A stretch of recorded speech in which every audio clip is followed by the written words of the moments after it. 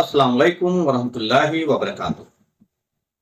ایک کہاوت ہے کہ سمجھداروں کے لیے اشارہ ہی کافی ہے، اور کوئی نہ سمجھ ہو تو آپ لاکھ سمجھا لیں، لاکھ دلیلیں دے دیں، لاکھ آپ لاجک پیش کر دیں، کچھ سمجھ میں بات آتی نہیں ہے۔ وہی حال مسلمانوں کا ہے۔ ہمارے یہاں لوگ اتنی بری حالت ہونے کے بعد بھی کوئی سمجھنے کو تیار نہیں، خاص کر کے وہ لوگ جو ڈفرینٹ جماعت بنا رکھا ہے، ڈفرینٹ مسلک بنا رکھا ہے، اور ان کے جو رہبر ہیں، علماء ہیں، بڑے بڑے جو ان کے عہدے دار ہیں۔ میں یہ کیوں کہہ رہا ہوں؟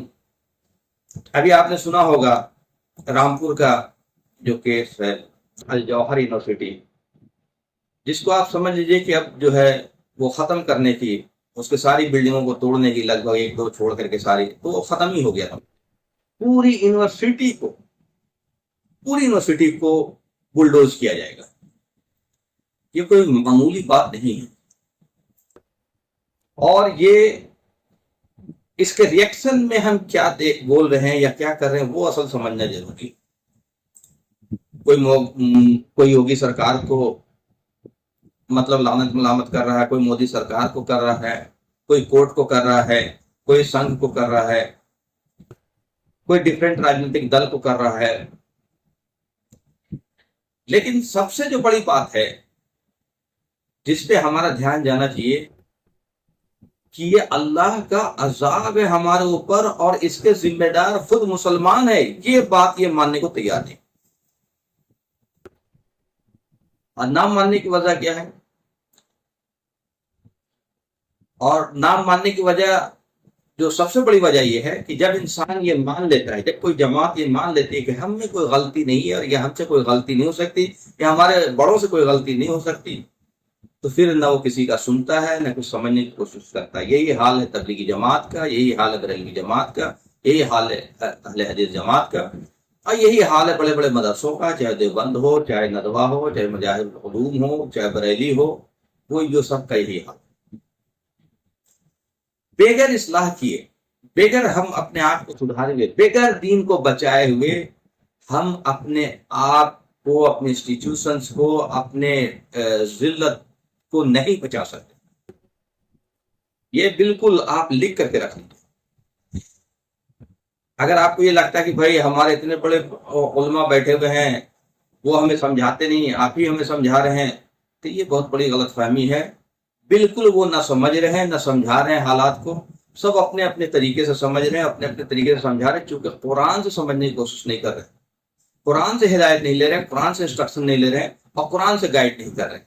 قرآن میں کلیئر گائیڈنس ہے، قرآن ہدایت کی کتاب ہے۔ انسٹرکشن، ہدایت کا مطلب ہوتا ہے انسٹرکشنز، گائیڈنس، سجیشنز، نصیحت، واعظ، اور یہ قیامت تک کے لیے ہے۔ تو قرآن جیسی کتاب ہوتے ہوئے بھی ہمارے پاس سولوشن نہیں ہے، اور ہم کچھ بھی بولے جا رہے ہیں، کچھ بھی کیے جا رہے ہیں۔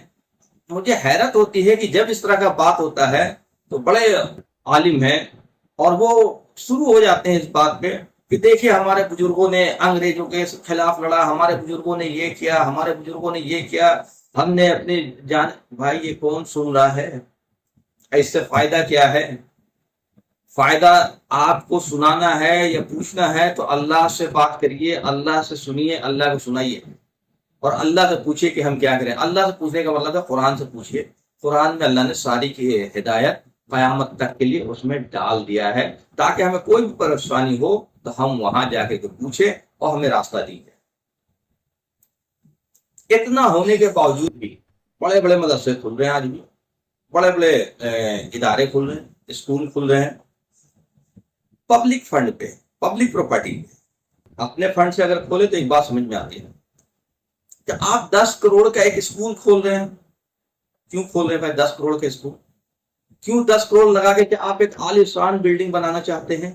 آپ منیمم انفراسٹرکچر میں میکسیمم کوالٹی دینے کی کوشش کریے، انفراسٹرکچر میں کم سے کم خرچہ کریے۔ اس 10 کروڑ میں آپ 50 اسکول کھول دیجئے، چھوٹے چھوٹے۔ آپ بڑے بڑے مدرسہ، بڑے بڑے اسکول کھولنے کے بجائے چھوٹے چھوٹے مدرسے، چھوٹے چھوٹے اسکول کھولے، نمبر آف اسٹوڈنٹ زیادہ ہو، انفراسٹرکچر بھلے ہی کم ہو، فائدہ زیادہ لوگوں کو پہنچے۔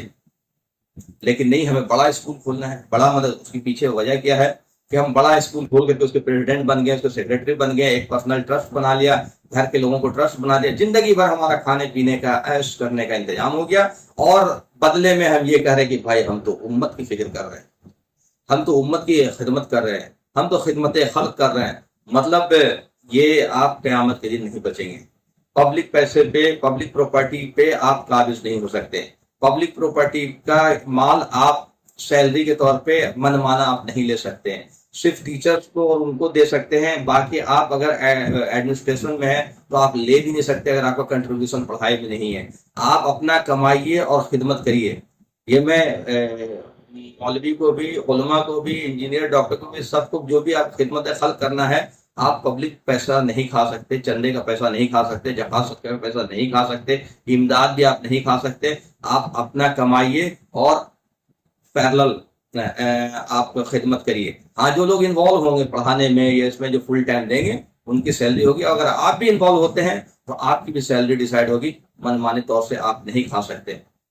کوئی اکاؤنٹیبلٹی نہیں ہے، بڑے بڑے مدرسوں میں اکاؤنٹیبلٹی نہیں ہے، کتنا پیسہ آ رہا ہے، کتنا کھا رہا ہے، مطلب ہر جگہ یہی حال ہے، مال کی مطلب کوئی حساب ہی نہیں ہے۔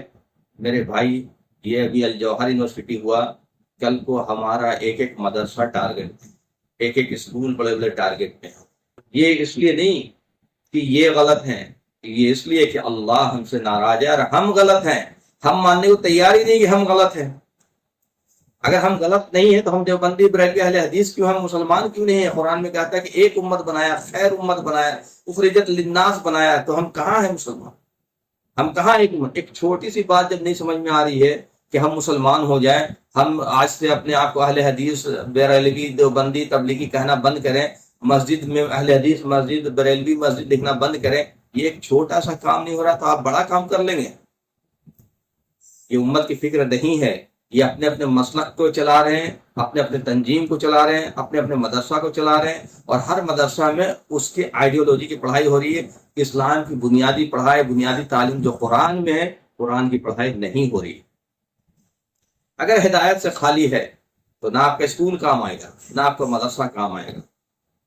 اس لیے ضروری ہے کہ ہم اپنے آپ کو بچانا چاہتے ہیں تو ہم لوٹے قرآن کی طرف، ہم لوٹے صحیح دین کی طرف، جس پہ اللہ کا وعدہ ہے۔ اللہ کا وعدہ ہے اقامت دین کی جدوجہد پہ، اس کے پروٹیکشن کی، اس کے حفاظت کی۔ جو لوگ منکرات سے رکیں گے اور روکیں گے، اصلاح کریں گے، اللہ کا پیغام کو سمجھیں گے، آگے پہنچائیں گے، ساری دنیا میں پہنچائیں گے، اللہ کا وعدہ صرف ان لوگوں کے لیے ہے، ورنہ ہمارا جو ہے معاملہ بہت گڑبڑ ہوگا۔ وآخر الدعوانا الحمدللہ رب العالمین۔